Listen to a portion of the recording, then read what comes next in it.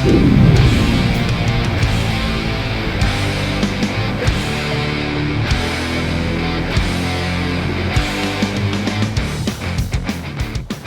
back to Live With, brought to you by Species Nutrition. Visit speciesnutrition.com. I'm Dave Palumbo, and today's guest is a special one. He's an IFBB Hall of Famer and legend. His blood and guts mantra changed the bodybuilding landscape forever back in the 90s. The man I'm talking about is six-time Mr. Olympia, Dorian Yates. Wow. Welcome. What's up, Dave? Happy birthday. What's up, man? I understand you got a big birthday coming up. Yeah, I got the number 56 coming up on Thursday. So, yeah, April the 19th. It's crazy. So you've been at, I mean, is it even sunken in how long you've been out of the game? Because a lot of guys retire in there nowadays. They're almost 50. You got out, what, 33 years old? I retired in 97, so I was, well, the last show I did was in 97, so I was 35. Mm-hmm. I think Lee Haney retired at like 32, 33 before me. So guys were competing younger and stopping younger back in the day, I guess. Does getting older bother you at all? Like some people have these crises. Do you feel better when you're getting older? Because some people feel more relaxed, like they have less pressure on themselves. But how do you? I feel better because I feel with more life experience, I feel wiser. And I'm actually enjoying getting older because, to be honest, Dave, I don't really feel like I'm getting older. I feel like I'm getting younger. Chronologically, I might be getting older, but because of the lifestyle and things I'm doing, I'm actually feeling like I'm getting younger and I'm feeling better. I'm feeling great, man. So bring it on, you know. Just an opportunity to have more experience, more time. That's the way I look at it. And like I said, man, I'm looking forward to being 60. I'm 56 now. 4 years time I'll be 60 and I'll be wiser and better than I am now. That's the goal. I hear you. Now you're in a very tranquil looking place. This is your home in southern Spain. What made you decide to settle out down there? Well, you know, I'm from England, UK, so the weather's not great. And a lot of British people come to retire in Spain or live in Spain in this particular area in southern Spain, Marbella. So there's a big British community here. So I was coming here for vacations and so on, and made contacts, started spending more time here, and eventually decided to move out here, which was pretty easy because I know a lot of people here, and you can live here and you can speak English all day long if you want to be lazy and not learn Spanish. So. And the weather's perfect, the environment's beautiful, we've got mountains, we've got sea, we've got sun most of the year around. And I can get anywhere in Europe with 3 hours. If I want to go back home and see my friends and my kids, I'll be home in 3 hours. So it's perfect for me, really. You know, I spent all that time in UK, in Birmingham, in the rain and the weather. But it suited me then when I wanted to be the shadow and I wanted to just be in the dungeon and do what I want to do and nobody bothering me. So I was able to do that back in the 90s. It would be pretty impossible to do that now with the social media and the internet and all that stuff, right? Yeah, exactly. Now, who runs the Temple Gym there? Do you still own that? No, the original location that we had, that was like the basement, the hole in the wall, the dungeon, whatever you want to call it. Unfortunately, we had to leave that location. We had problems with the building and so on. So it's in a different location now, and it's still got a lot of the old equipment, the pullover and all the Northler stuff and hammer that we had in the old place, but a lot more cardio and, you know, nice clean changing rooms and showers that work. And that's no fun. You know, the old Temple Gym had none of that. It was like just, you know, it was just a hardcore weight pit, and I didn't really care whether the place made money or not. It was just a place for me to train. So you wouldn't exactly get any service if you can't. First of all, you got to get the balls to go down those stairs, which is pretty intimidating, right? And it's just a little stairs and narrow, and a lot of people didn't want to. No, I'm not even going down there, right? There's like monsters down there or something. So if you went down there, you might get a nod of recognition and like, you want to train here? Have a look around and decide. And if you want to train, you can train. You can fuck off. We don't really give a shit. So it wasn't really a commercial venture. It was just my place to train. Right. And I used to train actually there I mean, just to show you how different it was back then. I mean, the gym didn't officially open until midday. We opened from midday until really? 9 in the evening. So I used to go in at 10:30 before the gym was officially open with the training partner and go do my thing because I didn't want anyone kind of looking at me. I just wanted to. Did you charge memberships there, or how did that work? Yeah, we charge membership. For the guys that trained there. There was probably like 100, 150 guys that trained there, and like 2 very brave women, perhaps. Was it worse or better than Metroflex in where Ronnie Coleman? I don't know. I'd say Metroflex was definitely dirty because we did occasionally clean the gym and the equipment and make sure that it was, it was oiled properly and functioning and not broken. So I draw the line there. I mean, hardcore is great, but the equipment is very important that it's working and it's functioning. Whereas, I went to Metroflex and stuff was covered in dust and everything. Some things weren't working. So I don't know if that's hardcore or just broken. I think it's just broken. So Metroflex wins over Temple Gym for its dirt for sure. More dust and more dirt there. And of course, it's really fucking hot there as well. Yeah. We don't have that problem in Temple. It was actually pretty much, it was almost like a wine cellar because it was underneath, it was in the basement. So the temperature seemed to be pretty constant year round. It wasn't particularly cold in the winter. It wasn't hot in the summer. So it was okay for that. So yeah, we had people that used to clean it occasionally. So there's the difference. Yeah. Clean is good. I don't like germs. Showers didn't usually work, and if they did, it didn't look like you'd really want to go in there, All right. It was fun, man. Like you wouldn't believe, like people used to pinch the toilet, steal the toilet paper, and all kind of shit going on there. You couldn't leave your clothes out because somebody might steal it or steal your wallet. So it was that kind of place. Does your son run the new Temple Gym? No, he's involved in the Temple Gym and is training his clients out there and everything. But there's some people running it now. I got you. I saw a picture. They keep up with the times because you got to cater to like everybody now. Like a hardcore bodybuilding gym just won't work now. So you need a lot more cardio and you need nice changing rooms and special equipment for ladies and stuff like that to make it work. So it's still a hardcore gym, but not as hardcore as it used to be. Your son looks a lot like you. He's got a very similar physique to yours. Does he have any aspirations of competing? He thinks about it sometimes, but he's not too sure. I guess it's hard footsteps to follow. I mean, I told him, like, if you're going to compete, you better develop some thick skin because if you win, it's going to be like, well, yeah, no big deal. You won because you're Dorian's son, and we expect that of you. If you don't win, it's going to be like, oh, how the fuck can you don't win because it's Dorian's son? So, he's always in great shape, so he could like literally step on and compete like step on. He wouldn't need to diet at all.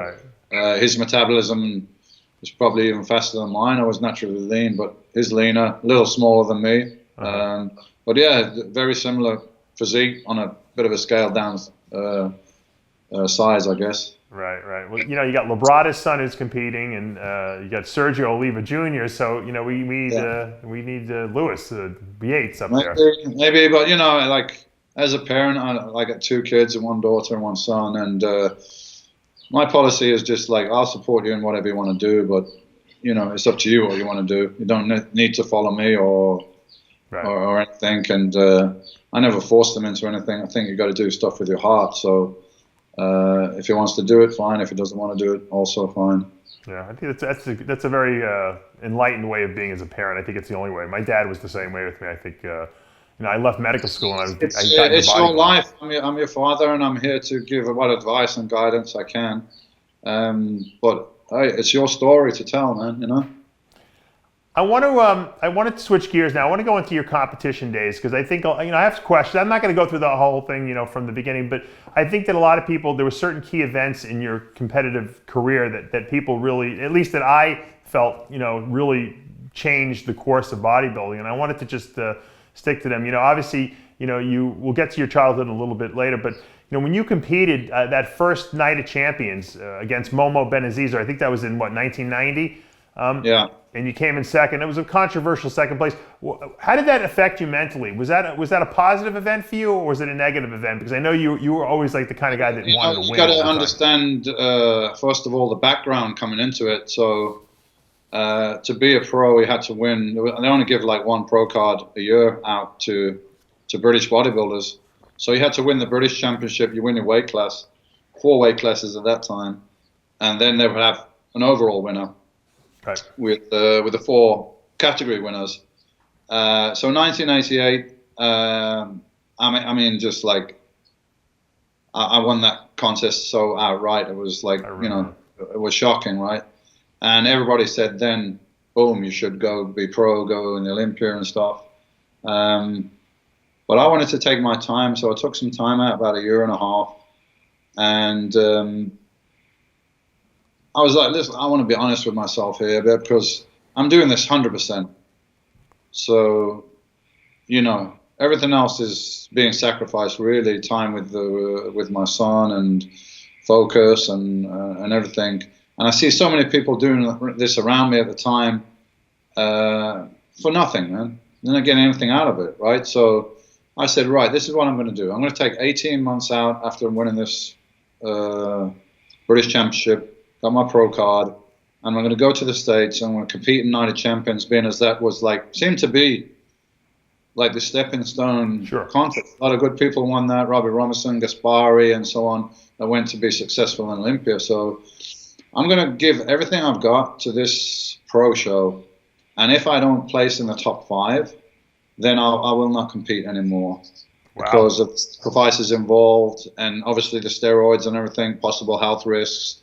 I was weighing that up. So if I don't get in the top 5, that's telling me you don't have what it takes.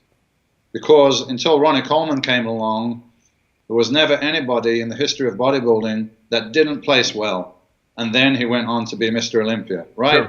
Sure. You either got it or you don't got it. So it's going to become apparent pretty straight away. Any of the greats that you look at, Lee Haney, Night of Champions, first place, straight in. Right. Gaspari, first place, straight in, so on and so on. So if I couldn't make the top 5, why I'm going to beat myself up, and everyone around me is sacrificing as well, chasing this pot at the gold at the end of the rainbow that's not there anyway. So you live in an illusion. So I put myself under that pressure, and it worked out. I got second place. So to realize going into that contest, first of all, I was in England. Peter McGough was there. He tried to contact Muscle Mag and Flex and tell them, about this British guy that was coming over, and it could be a threat, because he wanted to try to get some publicity for me. Right. And everyone's telling me, you can't go over there and beat the Americans at their own game, especially none of the judges know you, and you don't have any publicity. This is impossible. You can't do it. You got to pay your dues and this and that. I just say, fuck that. That's bullshit, man. If I'm good enough, I'm good enough, and I'm sure I'm going to be recognized. So I'll have to be that fucking good that, that people are going to recognize that. So I went over there with that in mind. But for me, it was a huge event. First of all, I've never been to the United States before. In England, I mean, as kids, we were brought up on American TV, Kojak in New York and all that stuff. So it's almost like New York and Manhattan it was like on the moon, It's a place that I don't even really know if it existed. Maybe it's just in movies, right? So when I got there and I was like walking around the street like this is fucking amazing. I mean, New York and the skyscrapers and everything. Anyway, so that I went over with it like that. Nobody knew me, so I knew I had to make an impact. And when we went on stage, I think another thing I heard is I didn't get placed well because I was in the shadows at the end of the thing, and the guys didn't see me or some bullshit. Right, there were 27 competitors on that stage. I think it was something like that. At one end of the lineup in the shadows was Momo. The other end of the line in the shadows was the Shadow, soon to become known as the Shadow. Right. And of course, a little bit apprehensive, because I was super hardcore bodybuilder, but I heard about this New York crowd. They're very vocal, and if they like you, they like you. If they don't like you, they don't like you. So I don't really know what to expect from this New York crowd because I'm coming from a different country. They've probably got their own favorites and all that. So I don't know how it would be accepted. And I got on stage, and it wasn't long before I heard the crowd. Like, the word must have gone around, who the fuck's this guy? And blah, blah, blah, blah, blah. Right. And pretty soon, the crowd start chanting, Dorian, Dorian. So I was like, wow, this is fucking amazing. Like, for all my, apprehension went away. I got the support from the crowd.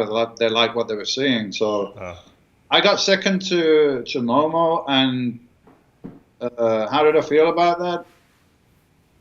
I was fine with it, really, because I just wanted to be in the top 5 or the top 3. So I achieved that.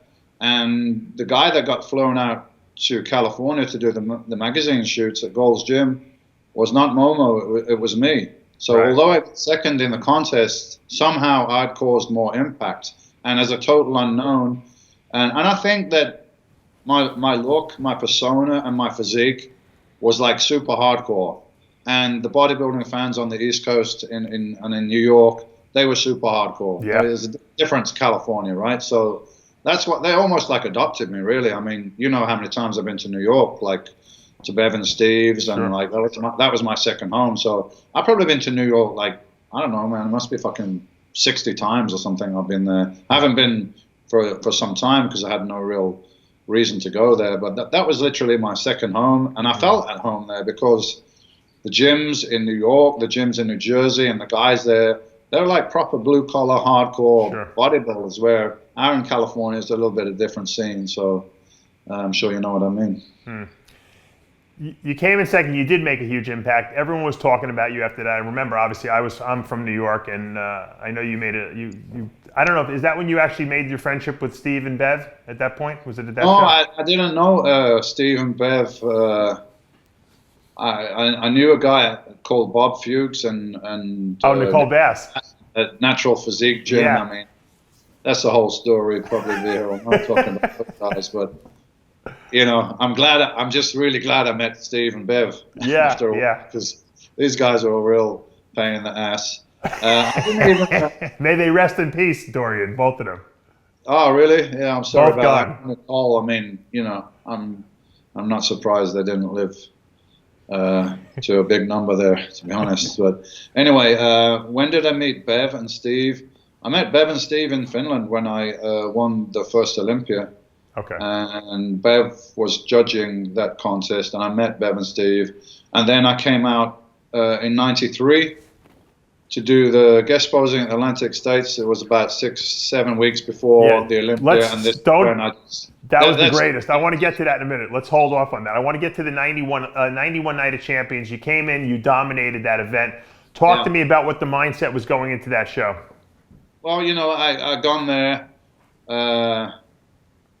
I lost my pro virginity with the first one in '90, and I got close second. We can debate whatever. Sure. But for me, anyway, goal was done. I went to California, did the shoots with Weeder and everything. So I know now that I've got potential, and I know I haven't maxed it out. I've got a lot more that I can do because I hadn't really been training that long. I hadn't done that many contest preps, so there's a lot of juice left there.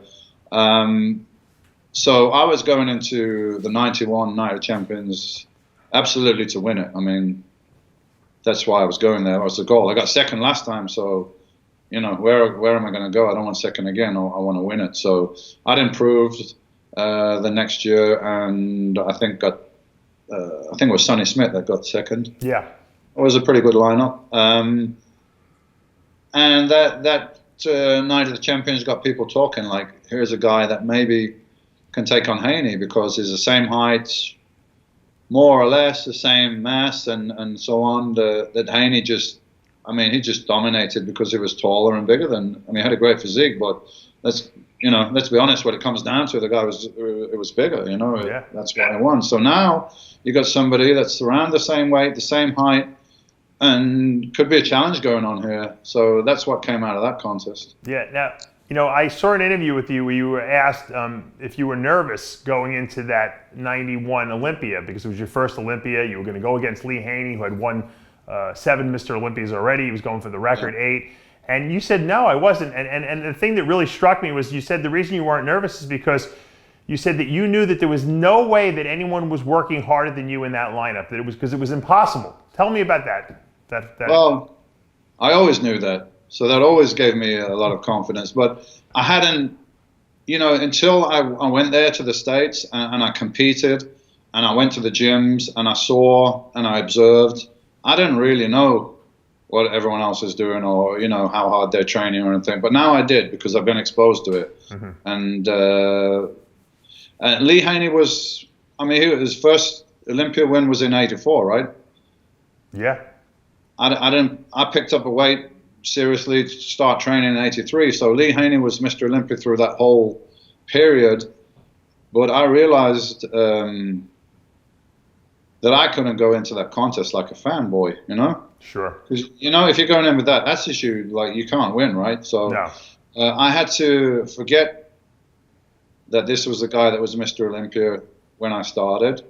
Okay, he was, but I've done all this hard work, and now, you know what? I'm going to go to this contest. I'm going to try to beat this guy, and I think I have a chance. And for sure, I definitely train harder than him and take my job that I'm doing more seriously than anybody. So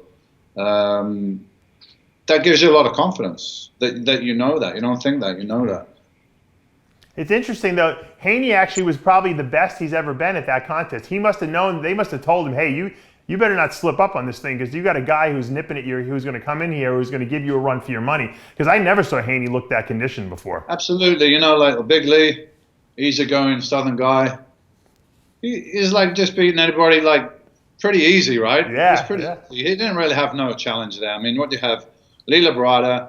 If Lee Labrada was 6 foot tall and 250 pounds, maybe he could beat Lee Haney. Right. Because you could argue maybe his balance is better, but he's not 6 foot and 250. No. He's like 5 foot and 150. So, Lee Labrada couldn't beat him. Gaspari was great, but come on, man, you can't beat Lee Haney. Right. You got Mike Christian, whose upper body could possibly challenge or beat Lee Haney, we could argue, but his legs were too weak. So, unless he really screwed up, it's a shoe-in for him, right? He got that Mr. Olympia.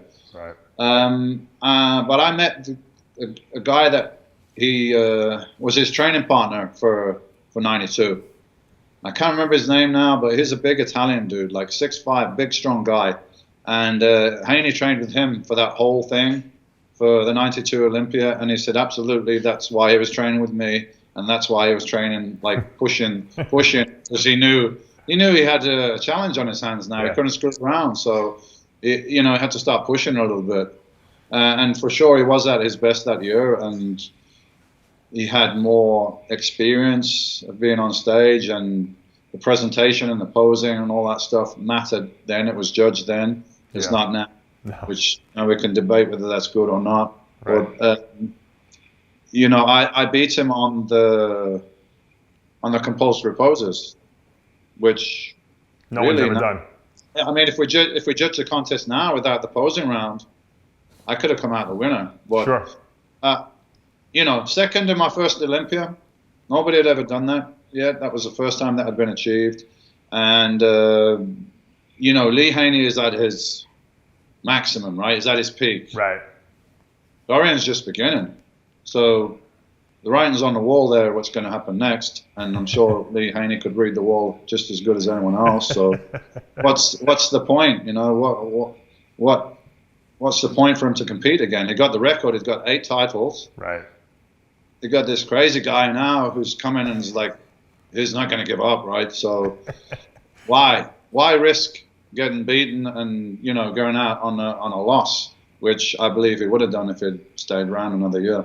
Yeah, I think it was smart. It was nice to go out as the champion, never get beaten. Yeah, that's a smart thing to do, man. You don't want to tarnish your record almost with a loss. When you showed up at the '92 Helsinki Olympia, Dorian, obviously you had guys like Kevin Levrone who wound up finishing second there. That was when Kevin really came out of the woodwork and was like just wowing the bodybuilding world. Were you at all, checking out who was going to be there, or were you kind of just, single-mindedly focused on winning that show? Did you have any doubt that you would win that show? Well, of course I'm single-mindedly focused on the show, but you're still going to know who your competitors are, and they're still going to be in your mind to a degree. Kevin wasn't really on the radar for me. I seen that he won the Night of Champions, but for some reason I wasn't really thinking he would be a challenger yet. I was thinking more about the established guard, like Vince Taylor. He got third when I got second, so he was next to me. Sean Ray and Labrada. And, you know, I'm sure it's one of your questions coming up somewhere along the line. Like, what did you do in '93 to make that huge change? Well, you know what? Most of the huge change actually happened in '92. I got pictures from the off-season in '92. Not a lot dissimilar from the '93, but I over-dieted, overdid it, getting ready for that contest. And it was all, to a degree, it was purposeful, because who's my competition? Vince Taylor, way smaller than me, but could be shredded. Labrada, Sean Ray. So nobody can get close to me on size. Right. So you know what I'm going to do? I'm going to come in like shredded like a lightweight as well. But I used to take pictures every week and, you know, keep a record. No iPhone, no digital cameras. No. Then you click with the camera, you got to go down to the store and wait for them to develop it, and then you get photos and all excited about looking through your photos. Anyway, I had, you know, kept a record of my weight, all my compulsory poses, like every week getting up to the contest. And after '92, I sat down and I was like, 6 weeks out, I am contest ready. Contest ready, 6 weeks out. But I wanted to see what happened if I come down. Did I get sharper? Maybe a small degree, yes. But did I lose a whole lot of muscle? Absolutely. So, lesson learned going into the next one, I'm not going to do that. I'm not going to sacrifice all that muscle. Right. So, my starting weight to prepare for the '93 Olympia was about 5 pounds heavier than '92. So I had a good year's training, put on 5 or 6 pounds of muscle, which at that point was, you know, was great gain. But I went on the stage 17 pounds heavier. Wow. What did you weigh in '92? 92, I weighed, I think, like 238, and then 93, like 256, 257, Wow. so around about there. Now, I got to tell my story, because in 1993, NPC Atlantic States was held in Hofstra Stadium, or Hofstra University Playhouse there, whatever it was. Yeah. You were the featured guest poser. I had really just started getting into bodybuilding, competing, and I was sitting in the audience, and you came out for your guest posing, and I'll never forget that night. I know exactly where it was. I know exactly where I was sitting in the audience. I remember the music. Nobody was in that audience that night. Dave forgets that. You walked out. You had to be about 290 pounds, shredded to the bone, so big. Your calves didn't look real. Your calves looked like they might have been tree trunks that were pulled out of the ground. And no one had ever seen anyone as big as you, as shredded as you. And no one was speaking. Everyone was just staring, and we couldn't talk to each other because we couldn't believe what we were seeing. It was like an intake of air. Right? Right. It was crazy. It was crazy. Really good, or really, really bad. I mean, you had to have heard the crowd just going nuts. It was packed, the place. Yeah. It wasn't a huge theater, but it was packed to the hilt, and people went nuts. And there was no internet. There was no pictures to take and put up on Facebook or Instagram. You had to just call your friends after and just try to explain what you just saw. But no one could really get a true vision of it because they weren't there, you know. Yeah, there's a few photos floating around, I guess. I wouldn't say I was in contest condition, but definitely in good condition and hard. I think it was like maybe 7 weeks out. I think it was like a week or 2 weeks before I took those black and white pictures that everybody knows about. So it was, you know, it wasn't far off contest condition, or it depends what you call contest condition, because today I see people in a contest, and for me, that ain't contest condition, man. They still got chubby cheeks. Yeah. You know, we used to know who was in shape, even with a tracksuit on, because this guy looks like a walking skull. Like, he's got like literally cheekbones, the eyes have dropped back in the sockets. The guy looks like he's starving to death, and you can fucking see this guy's in shape. Absolutely. Now, I'll tell you what you did. What that night did for everyone in the bodybuilding world, and why it changed the bodybuilding world, was that you did what Roger Bannister did in running. Roger Bannister was the first man to break 4 minutes in the mile. No one thought it could be done, and once he did it, like 5 people did it right after him. When you showed up at that weight, that conditioning level, almost 300 pounds on stage, you told the bodybuilding community that 300 pounds bodybuilders were possible. And all of a sudden, you started seeing people, gaining this kind of weight. I know that was what inspired me to realize that I can do it, and I probably was one of the few amateurs over 300 pounds that, relatively lean. And that's all because of you, Dorian, because you made the bodybuilders believe in their mind that was a possibility. What made you believe that you could get that big? How did you forge the new thinking and the new frontier of huge, humongous mass monster bodybuilders? Well, I believe everything's in the mind, so that's the projector of your reality. So if you don't believe something's possible, then it's definitely not. If you believe it's possible, then it could be possible. But I really forged my own path right from the start. I mean, when I was in the gym, I was reading Mike Mensa's stuff and Arthur Jones about the high intensity training. So I was doing everything different in the gym right from the get-go, and getting ready for contests. And I had the ability to think and decide independently and not be influenced at all by the people and the environment around me. So that's just something that I always had. And at that stage, it was not bodybuilding just to win contests or just to forge a career or just to make money. At that stage, it was like, this is my passion, this is my goal, and I want to see how far can we take this. I'm going into territories where nobody's been before, and I'm going there, and I'm like, how big can we get? How ripped can we get? What's the best way to do it? How much training do you need? How much recovery? How much calories do you need? Which kind of anabolics? How many anabolics? Whatever is fucking relevant. I want to see how far I can push it. And maybe you can argue at some point I pushed it too much with the training because I got injured ultimately, but I was going into territories where no one's been before, so who could be my guide? You just got to find your own way. So that's what it is. I had people that inspired me and I looked up to, and at some point I'd surpassed them. So I was I was out there on my own in unknown territory and finding out for myself, and that was the thing. I was like, one day I'm going to be older, and I'm going to be in my rocking chair, or I'm going to be sitting on the beach in Spain. And I want to know that I fucking gave it 100% and I pushed the boundaries and I did what I can do. And I feel like I did that. So I got the satisfaction from that, and I feel relaxed about it. And, people ask me, would you ever consider a comeback? Well, so I don't even feel like I'm that guy anymore, Sure. That's so long ago, and it's a totally different mindset. I'm in a totally different place, and why would I? I maxed out everything that I could, and then I got injured, and then it was difficult to progress beyond that point. I probably reached somewhere around my maximum muscle mass that I could achieve without sacrificing the condition that I wanted to hold.